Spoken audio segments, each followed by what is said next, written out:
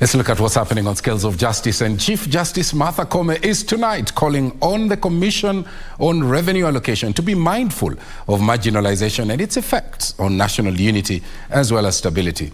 Koome says that CRA ought to carry out a regular review of the marginalization policy. Why?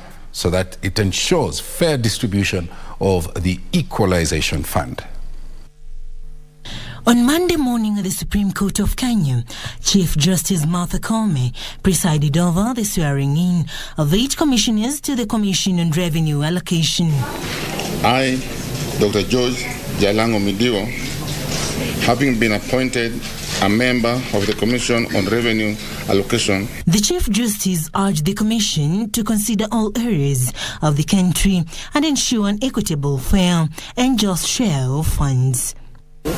I would urge you to always bear in mind the history of our nation, which is marginalization of some areas in this country that have often contributed to dissatisfaction by some of our compatriots with our national building efforts and thus posing a challenge to national unity and state stability. The task of sharing revenues is a very political process. It's very technical on one hand, it's also very political on the other. You're going to have to strike a very good balance between the two.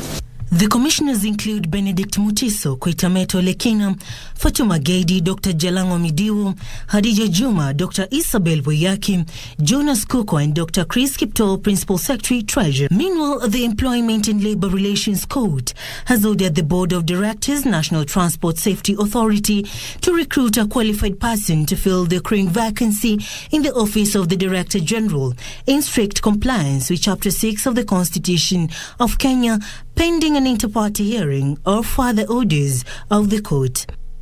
In a ruling by Justice Byron Mongaya, the court further ordered material on record be served for inter-party hearing or further orders on the 19th of January 2023. Serafina Robi for Prime Edition.